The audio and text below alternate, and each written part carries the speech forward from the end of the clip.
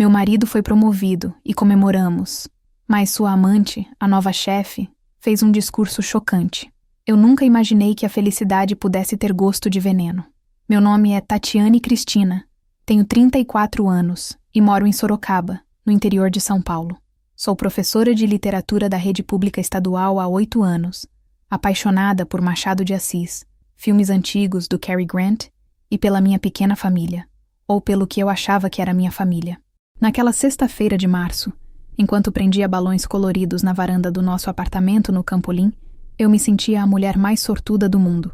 Carlos Eduardo, meu marido há 7 anos, havia finalmente conseguido a promoção que tanto esperava na Borgtec, uma multinacional do setor automotivo instalada na zona industrial de Sorocaba. Depois de tantos anos ralando, fazendo hora extra, levando o trabalho para casa nos finais de semana, ele seria promovido a gerente de operações. Tati, você acha que comprei cerveja suficiente? Carlos apareceu na varanda carregando caixas térmicas. Aquele sorriso largo que me conquistou há 10 anos, quando nos conhecemos numa festa junina da escola onde eu dava aula. Mais que suficiente, amor. Vai sobrar, respondi, ajeitando a toalha xadrez na mesa de madeira que havíamos comprado juntos no centro. Depois de meses juntando dinheiro, organizamos uma festa íntima. Convidamos minha irmã Andréia com o marido e os filhos, alguns colegas dele da empresa, meu pai viúvo que mora em Votorantim e 2 amigas minhas do magistério. Nada muito elaborado. Salgadinhos que eu mesma fiz, bolo de cenoura com cobertura de chocolate, aquela música ambiente que Carlos gostava. Eu cuidei de cada detalhe com carinho, emocionada, orgulhosa de ver meu marido finalmente reconhecido. Ela vem também? Perguntei enquanto temperava a maionese, tentando parecer casual. Quem? Carlos fingiu não entender, mas percebi a tensão instantânea nos seus ombros. Sua nova chefe, a Lívia. Ah, sim, ela confirmou ontem. Disse que seria importante marcar presença, mostrar apoio à equipe.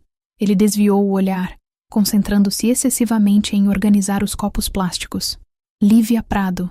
O nome já ecoava pela casa há semanas. A jovem executiva de 32 anos transferida da matriz em São Paulo para revolucionar a filial de Sorocaba. Carlos falava dela com uma frequência que começava a me incomodar. A Lívia implementou um novo sistema. A Lívia tem uma visão inovadora. A Lívia disse que meu trabalho é excepcional. Sempre a Lívia. Quando a vi pela primeira vez entrando no apartamento às 8 da noite, vestindo um conjunto de alfaiataria bege que custava mais que meu salário mensal, cabelos negros impecavelmente lisos caindo sobre os ombros, salto agulha que a fazia parecer ainda mais imponente. Senti um aperto no estômago que tentei ignorar. Você deve ser a Tatiane. Ela estendeu a mão com um sorriso que não chegava aos olhos. Carlos fala muito de você. Imagino que sim, respondi, apertando aquela mão fria e firme demais. Sejam bem-vindas à nossa casa. A festa transcorreu normalmente. Risadas, conversas. Meu pai contando pela 1000ª vez a história de como conheceu minha mãe. Andréia me puxou para a cozinha em certo momento, sussurrando. Tati, aquela mulher não tira os olhos do Carlos. Toma cuidado. Dei de ombros, fingi que não tinha notado. Mas tinha. É claro que tinha. Então, às 10h30, Lívia bateu uma colher no copo de vinho, pedindo atenção. O silêncio se fez. Gostaria de fazer um brinde ao nosso querido Carlos Eduardo. Sua voz ecoou pela sala, doce como mel envenenado. Um profissional excepcional que dedicou tanto à empresa e tanto a mim, pessoalmente. Meu coração disparou. Havia algo naquele tom, naquele olhar. Carlos não é apenas um colaborador exemplar, ela continuou, caminhando em direção a ele com passos calculados. Ele é um homem que sabe exatamente o que quer, e eu posso afirmar, com toda a propriedade, que ele consegue tudo o que deseja. Não é mesmo, querido? O apartamento pareceu congelar. Na empresa, é claro. Ela completou com um sorriso venenoso, erguendo a taça. E também fora dela. Afinal, algumas reuniões noturnas rendem muito mais que relatórios, não é, Carlos? Senti minhas mãos tremerem. Carlos estava pálido, boquiaberto. Os convidados trocavam olhares confusos e constrangidos. Lívia, acho melhor você... Ele começou, mas ela o interrompeu. Brindemos à promoção e a tudo o que conquistamos juntos nesses últimos 6 meses. 6 meses. A sala girou. Minha irmã segurou meu braço. Lívia me encarou diretamente, e naquele momento, entendi que cada palavra era uma punhalada deliberada. Ela não estava bêbada. Ela não estava confusa. Ela estava me destruindo de propósito. E estava adorando cada segundo. O silêncio que se seguiu ao brinde de Lívia foi ensurdecedor. Meu pai foi o primeiro a reagir, levantando-se bruscamente da cadeira com o rosto vermelho de raiva.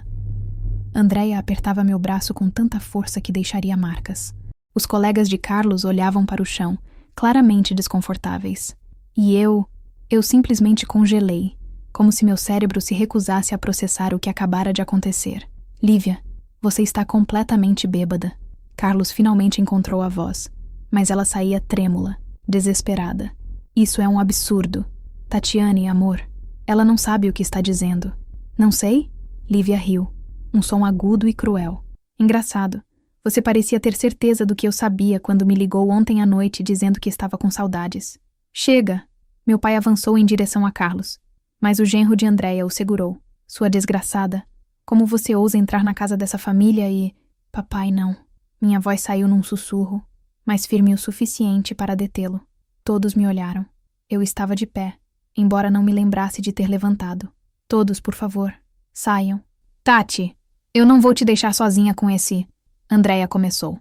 Saiam! Gritei, e a força da minha própria voz me assustou. Um por um, os convidados foram embora. Alguns murmuravam desculpas constrangidas. Outros simplesmente fugiam do apartamento como se estivesse pegando fogo. Lívia foi a última, parando na porta com aquele sorriso satisfeito nos lábios. Foi um prazer conhecê-la, Tatiane. Sua maionese estava deliciosa. Ela praticamente ronronou as palavras antes de desaparecer no corredor. A porta se fechou. Éramos só nós dois. Carlos estava parado no meio da sala, entre os balões coloridos e os salgadinhos intocados, parecendo um menino pego em flagrante. Seus olhos estavam vermelhos. As mãos tremiam. Tati, eu posso explicar? 6 meses. Cortei. Minha voz assustadoramente calma. Ela disse 6 meses. Ela está mentindo. Ela quer me destruir. Está com ciúmes porque eu escolhi a promoção em vez de... Ele parou, percebendo o erro tarde demais. Em vez de quê, Carlos? Dei 2 passos em sua direção. Em vez de quê? Ele abriu e fechou a boca como um peixe fora d'água. Foi só algumas vezes, Tati. Eu estava fraco. Ela se jogou. A pressão no trabalho estava insuportável. E você sempre tão ocupada com as provas. Os alunos... As desculpas saíam atropeladas, patéticas. Algo se rompeu dentro de mim. Não foi dramático. Não veio acompanhado de gritos ou lágrimas. Foi silencioso, absoluto, como um vaso que simplesmente deixa de existir. Sai, disse apontando para a porta. Tati, por favor, a gente pode conversar. Eu vou terminar com ela. Vou pedir demissão se for preciso. Sai da minha frente antes que eu faça algo de que vou me arrepender. Ele deve ter visto algo no meu olhar, porque recuou, pegou a jaqueta, as chaves e saiu sem olhar para trás. Quando a porta se fechou novamente, deixei-me desabar no sofá, mas as lágrimas não vieram. Em vez disso, uma clareza estranha e fria tomou conta de mim. Levantei e comecei a limpar. Guardei os salgadinhos, joguei fora o bolo cortado, estourei um por um os balões coloridos. Cada estouro era uma pontuação, um ponto final numa frase que eu insistia em manter aberta. Às 3 da madrugada, quando a casa estava impecável novamente, sentei-me à mesa da cozinha com o notebook. Não conseguiria dormir mesmo. Acessei o Facebook, o Instagram, comecei a procurar. Lívia Prado tinha uma presença digital impecável. Fotos em eventos corporativos, palestras sobre liderança feminina, posts motivacionais sobre empoderamento. Que ironia! Fui mais fundo. LinkedIn, ex-colegas, empresas anteriores. E foi quando encontrei o primeiro fio solto. Uma denúncia anônima numa rede de empregos sobre favorecimento de parceiros íntimos numa empresa onde ela trabalhou 3 anos atrás. A denúncia havia sido deletada, mas os comentários permaneciam, vagos, mas sugestivos. Algo despertou dentro de mim. Não era raiva, era pior. Era determinação. Abri uma planilha nova no computador e comecei a anotar tudo. Datas, nomes, conexões. Criei uma pasta separada e salvei cada screenshot, cada comentário, cada migalha de informação que encontrei. Quando o sol nasceu sobre Sorocaba, pintando o céu de laranja e rosa através da janela da cozinha, eu ainda estava ali. Meus olhos ardiam de cansaço, mas minha mente nunca esteve tão clara. O celular vibrou. Uma mensagem de Carlos. Tati, Estou no hotel próximo ao shopping. Por favor, vamos conversar. Eu te amo. Olhei para a tela por um longo momento. Então digitei uma resposta. Volte para casa amanhã. Precisamos resolver as coisas com calma. Enviei e apaguei a conversa. Ele achava que eu ia perdoá-lo. Ele achava que voltaríamos a ser o casal feliz do apartamento no Campolim, que eu engolira a humilhação e seguiria em frente. Pobre Carlos. Ele não tinha ideia do que estava por vir, porque eu não ia chorar, não ia implorar, não ia me fazer de vítima. Eu ia destruí-los, aos dois, lenta, metodicamente, cirurgicamente. E quando terminasse, eles entenderiam que subestimar Tatiana e Cristina foi o maior erro de suas vidas. Carlos voltou no sábado à tarde, carregando flores e uma caixa de brigadeiros da confeitaria que eu gostava. Patético. Abri a porta e o deixei entrar sem dizer nada. Ele parecia não ter dormido, a barba por fazer, os olhos inchados. Uma parte minúscula de mim sentiu pena. Esmaguei esse sentimento imediatamente. Tati, eu... Começou, mas ergui a mão, interrompendo-o. Senta. Apontei para o sofá. Minha voz estava calma, controlada. Passei a noite inteira ensaiando esse momento. Ele obedeceu como um cachorro castigado.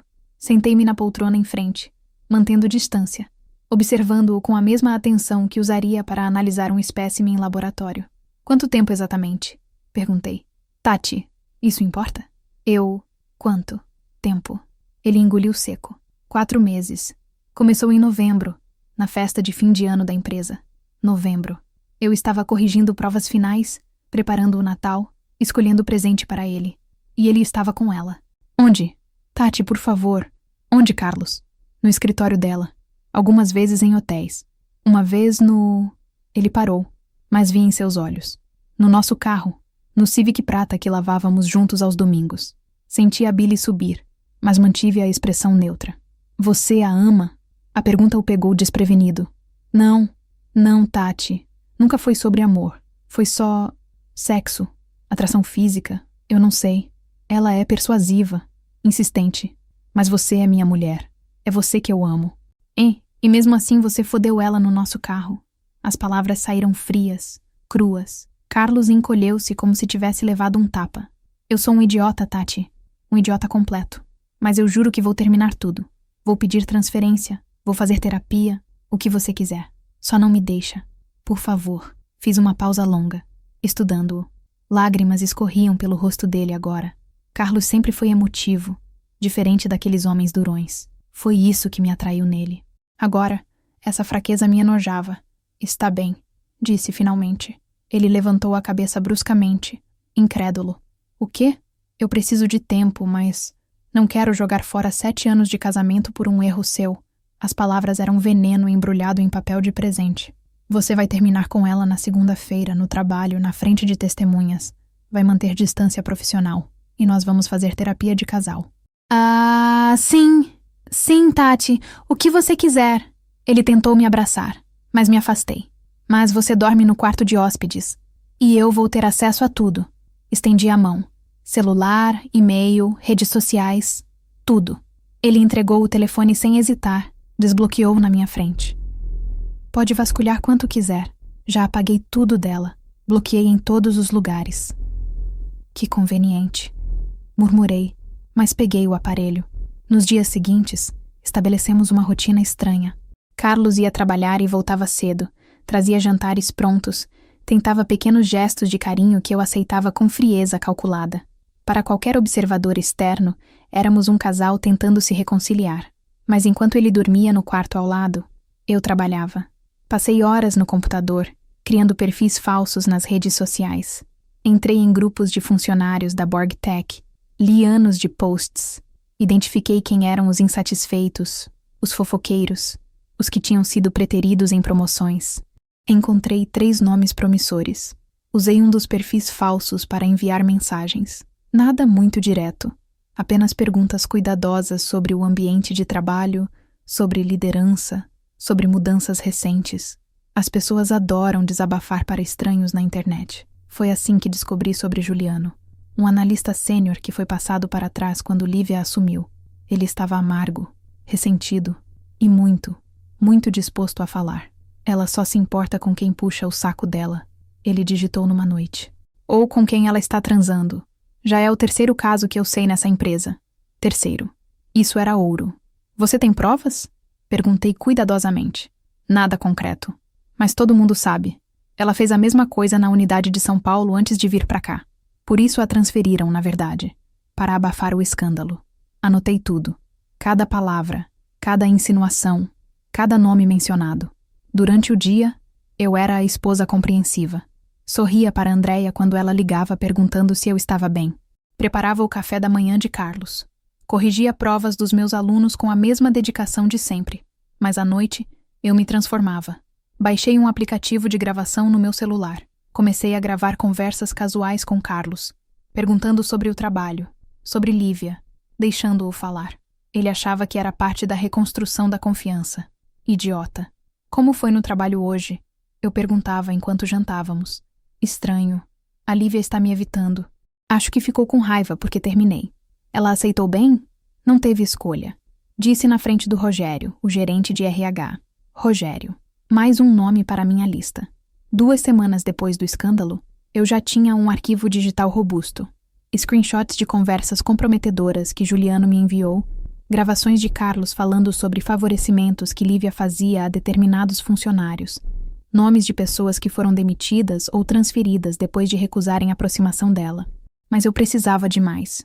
Precisava de algo irrefutável, algo que a empresa não pudesse ignorar. Foi quando tive a ideia. Carlos, disse numa noite, deitada ao lado dele no sofá, enquanto assistíamos TV.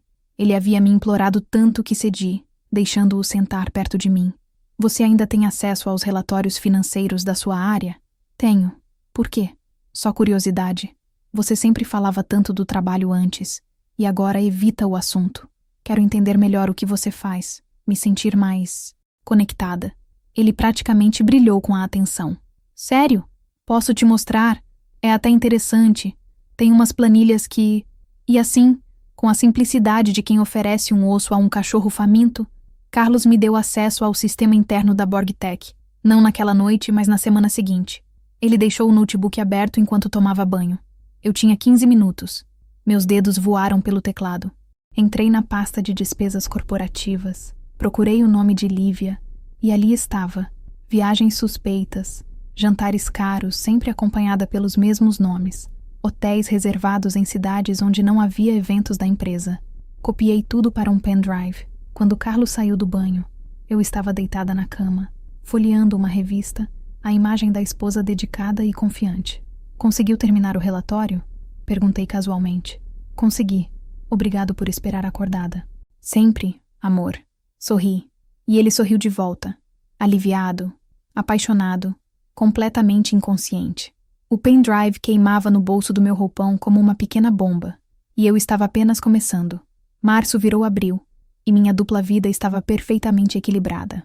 De dia, eu era Tatiane, a professora dedicada que corrigia redações sobre Machado de Assis e ajudava alunos com dificuldade após o horário. À noite, eu era outra pessoa, fria, calculista, obcecada. A aliança de ouro da minha mãe, que eu sempre carregava no bolso desde que ela morreu há 3 anos, virou meu talismã. Toda vez que sentia culpa, toda vez que a voz na minha cabeça sussurrava que eu estava indo longe demais, eu a segurava com força e lembrava do discurso de Lívia, da humilhação, do sorriso satisfeito dela. A culpa evaporava instantaneamente. Andréia apareceu num sábado, sem avisar, carregando marmitas e preocupação. Tati, você está estranha, ela disse enquanto esquentava o estrofe no micro-ondas. Muito calma, quieta demais. Isso me assusta mais do que se você estivesse chorando. Estou processando, Deia. Cada um lida do seu jeito, respondi, concentrada em organizar a louça. Você perdoou ele mesmo? Ela me encarou, os olhos iguais aos da nossa mãe, sempre conseguindo ver através das minhas mentiras. Estou tentando, pelo casamento, pelo tempo que investimos juntos. Eu mataria o Sérgio se ele fizesse isso comigo, ela declarou, categórica. Mas você sempre foi mais forte que eu, mais racional. Se ela soubesse. Naquela semana, executei a próxima fase do plano. Criei um e-mail anônimo usando um provedor internacional e redigi uma mensagem para a ouvidoria da BorgTech. Nada muito agressivo, apenas uma denúncia anônima de funcionário preocupado sobre possíveis irregularidades no departamento de operações. Anexei algumas das despesas mais gritantes que encontrei no sistema.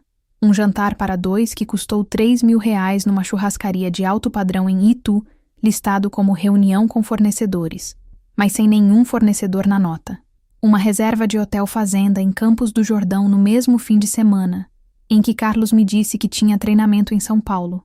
Minha mão tremeu sobre o mouse antes de clicar em enviar. Era o ponto de não retorno. Cliquei. Levei 3 dias para a empresa reagir. Carlos chegou em casa numa quarta-feira. O rosto cinza, a camisa amarrotada. Auditoria interna, ele disse, jogando a pasta no sofá. Do nada, simplesmente convocaram uma auditoria no nosso departamento. Vão revisar todos os gastos dos últimos 6 meses. Isso é normal? Perguntei fingindo preocupação enquanto servia o jantar. Não, nunca fizeram isso antes. Não sei motivo. Alguém deve ter denunciado algo. Ele passou as mãos pelo cabelo nervoso. A Lívia está desesperada. Ela autorizou muita coisa que pode parecer suspeito se olharem com atenção. Como o quê? Provoquei suavemente. Despesas pessoais mascaradas de corporativas. Ela sempre dizia que era normal, que todos os executivos faziam isso, que a empresa tinha margem. Ele me olhou e pela primeira vez vi medo real em seus olhos. Tati, eu assinei algumas dessas aprovações. Se encontrarem, eu posso ser demitido também. Boa. Perfeito. Você só estava seguindo ordens da sua superior, Carlos. Qualquer investigação séria vai entender isso. Menti com a desenvoltura de quem praticou a frase várias vezes no espelho. Ele me abraçou, aliviado. Você tem razão. Obrigado por estar comigo nisso. Retribuí o abraço, sentindo nojo de mim mesma, mas não o suficiente para parar. Nos dias seguintes, a BorgTech virou um formigueiro agitado. Carlos chegava cada vez mais tarde, sempre com novas informações. A auditoria estava encontrando irregularidades. Lívia tinha sido chamada para reuniões com a diretoria. Rumores corriam pelos corredores. Foi quando Juliano, meu contato interno através do perfil falso, me enviou uma bomba. Descobri uma coisa. A Lívia tem um pendrive que ela guarda trancado na gaveta. Ouvi ela discutindo com o Carlos outro dia, dizendo que se ela cair, arrasta todo mundo junto. Acho que tem algum material comprometedor aí. Um pendrive, provas que ela guardava como seguro. Isso poderia arruinar tudo, ou poderia ser exatamente o que eu precisava para o golpe final. Carlos, disse naquela noite, enquanto ele revirava papéis na mesa de jantar, tentando organizar sua defesa. A Lívia ainda fala com você? Pouco, só o estritamente profissional. Por quê? Você acha que ela culparia você pelas irregularidades? Jogaria a culpa em cima de você para se salvar? Vi o pânico crescer em seus olhos. Ele não tinha pensado nisso. Ela não faria isso. Faria? Você a conhece melhor que eu. Deixei a frase pairar no ar, venenosa. Plantei a semente e assisti ela germinar. Nos dias seguintes, Carlos ficou cada vez mais paranoico, interpretando cada olhar de Lívia, cada e-mail curto demais como sinais de traição iminente. Ela está me evitando, ele reclamou.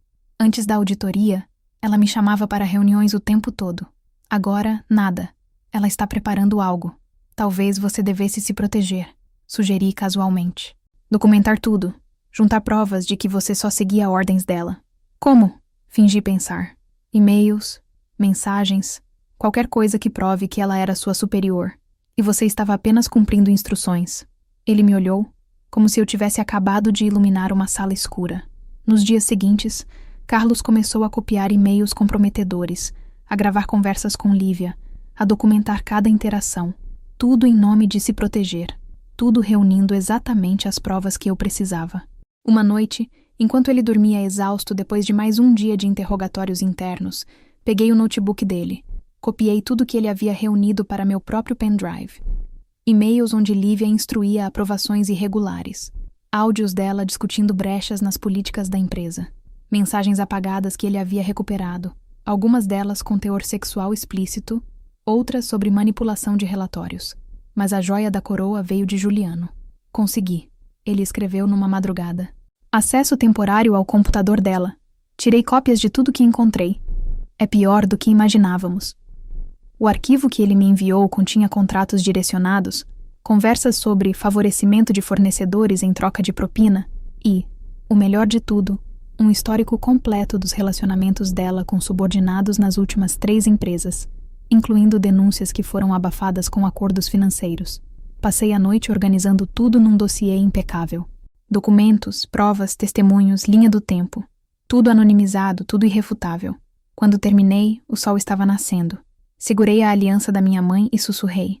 Obrigada por me ensinar a ser forte, mãe. Tinha tudo o que precisava. Agora era apenas questão de detonar a bomba. O dossiê estava pronto numa pasta amarela discreta sobre minha mesa. 247 páginas de provas meticulosamente organizadas, cada irregularidade documentada, cada mentira exposta, cada traição catalogada. Era uma segunda-feira de maio quando finalmente executei o plano. Acordei às 5 da manhã, antes de Carlos. Preparei café, coloquei a aliança da minha mãe no dedo pela primeira vez em meses. Ela ficava folgada. Eu havia emagrecido 10 quilos desde março. Vesti meu melhor conjunto, uma blusa azul marinho que minha mãe me deu no meu aniversário de 30 anos. Você está bonita, Carlos disse quando desceu para o café, surpreso. Alguma ocasião especial? Reunião de pais na escola. Menti com facilidade. Meses de prática tinham me transformado numa atriz consumada. Ele beijou meu rosto distraidamente, preocupado demais com seus próprios problemas para notar que eu estava diferente, mais leve, quase radiante. Às 8 da manhã, enviei o dossiê completo para 5 destinatários simultaneamente. A Ouvidoria Internacional da BorgTech, o Departamento de Compliance da matriz em Detroit, o presidente da filial brasileira, o Sindicato dos Trabalhadores e um jornalista investigativo de Sorocaba que eu havia pesquisado cuidadosamente. O e-mail era simples e direto. Segue documentação de irregularidades graves cometidas pela executiva Lívia Prado, incluindo abuso de poder, assédio, apropriação indevida de recursos corporativos e retaliação contra funcionários. Todo o material é verificável e inclui fontes primárias. Cliquei em enviar e desliguei o computador. Fui trabalhar. Dei minha aula sobre Dom Casmurro. Falei sobre Capitu, sobre ambiguidade, sobre como as verdades se escondem nas entrelinhas. Meus alunos nunca me viram tão apaixonada pelo tema. Carlos me ligou às 2 da tarde. Sua voz estava irreconhecível. Tati, você precisa vir aqui. É um caos. A polícia está na empresa. Gente da matriz chegou de São Paulo. A Lívia foi escoltada para fora do prédio. Estão dizendo que tem uma investigação, que alguém vazou documentos comprometedores. Meu Deus, Carlos. Você está bem? Perguntei. E não foi completamente fingimento. Uma parte minúscula de mim ainda se importava. Eu não sei. Estão chamando todos que trabalhavam direto com ela para depor. Tati, eu estou com medo. Apenas diga a verdade. Respondi. E dessa vez foi sincero. Conte tudo o que você sabe. Toda a verdade. Desliguei e voltei para a sala dos professores. Andréia me ligou minutos depois. Ela já havia ouvido os rumores. Sorocaba é uma cidade pequena para escândalos grandes. Tati, você soube? A empresa do Carlos está sendo investigada. Dizem que tem corrupção, abuso de poder, tudo. Acabei de saber. O Carlos está lá agora. Meu Deus, e aquela vagabunda da chefe dele? A amante? Não sei, Deia. Só espero que a justiça seja feita. Nos dias seguintes, assisti tudo desmoronar de longe, como quem observa um castelo de cartas cair em câmera lenta. A história vazou para a imprensa. O jornalista investigativo fez um trabalho magistral, cruzando as informações que enviei com suas próprias fontes. Manchetes explodiram. Executiva de multinacional investigada por abuso de poder. Esquema de favorecimento em empresa automotiva de Sorocaba. Denúncias de assédio abafadas com acordos financeiros. Lívia tentou se defender nas redes sociais. Postou um comunicado indignado sobre machismo corporativo e perseguição, mas os comentários foram implacáveis. Ex-funcionários começaram a sair da toca, compartilhando suas próprias histórias. O castelo de mentiras dela desabou em questão de horas. A BorgTech demitiu Lívia por justa causa 3 dias depois. A investigação revelou mais de R$200 mil em despesas fraudulentas, contratos direcionados, 3 casos de assédio moral comprovados e 2 de assédio sexual em empresas anteriores. Carlos foi poupado. Sua cooperação com a investigação e as provas de que agia sob ordens diretas da superior o salvaram da demissão. Mas ele foi rebaixado, perdeu a promoção, Voltou para a posição anterior com um salário reduzido. Quando ele chegou em casa naquela sexta-feira, um mês depois que tudo começou, encontrou o apartamento vazio. Deixei uma carta na mesa da cozinha, ao lado das chaves e da minha aliança de casamento. Carlos, não estou te perdoando. Nunca perdoei. Cada dia que fingi acreditar em você, cada abraço que retribuí, cada eu te amo que forcei para fora da minha boca, tudo foi uma mentira, tão grande quanto as suas. Você me humilhou na frente da minha família. Ela zombou de mim na minha própria casa. E vocês acreditaram que eu simplesmente engolira tudo isso e seguiria em frente, a esposa submissa e compreensiva. Eu não chorei porque estava ocupada planejando. Não implorei porque estava reunindo provas. Não te deixei porque precisava de você para me dar acesso ao que eu precisava. Você foi uma ferramenta. Nada mais. Lívia está destruída. Você está quebrado. E eu estou livre. Não tente me procurar. Os papéis do divórcio chegarão na semana que vem. Assinei. Você assina também. O apartamento é seu. Eu não quero nada que cheire a você. Algumas traições a gente não supera. A gente transforma em força. Tatiane. Aluguei um apartamento pequeno na Vila Hortência, perto da escola onde dou aula. É menor, mais simples, mas é completamente meu. Sem memórias podres, sem fantasmas. Me inscrevi numa pós-graduação em psicologia educacional. Adotei um gato rajado que chamei de Machado, em homenagem ao meu escritor favorito. Comecei terapia, de verdade, para processar não só a traição, mas também o que me tornei durante a vingança. Algumas noites, olho para a aliança da minha mãe na minha mão e me pergunto se ela aprovaria o que fiz. Então lembro do que ela sempre dizia.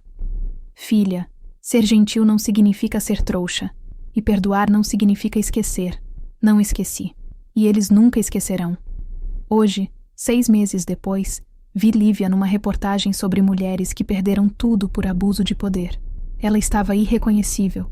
Cabelo desgrenhado, sem maquiagem, olheiras profundas.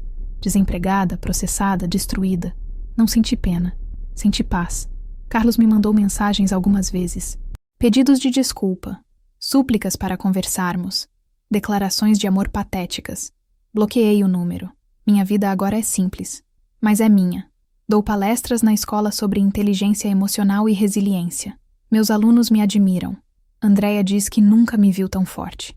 E quando alguém me pergunta como superei a traição, eu sorrio.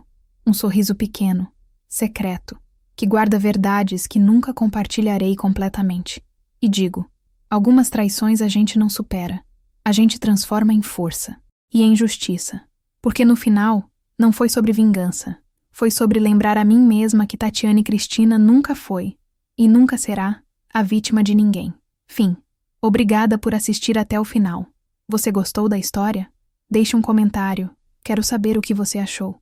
Não se esqueça de deixar seu like e se inscrever agora para receber mais relatos emocionantes que você não vai querer perder. Ative o sino para ser notificado sempre que um novo vídeo for lançado.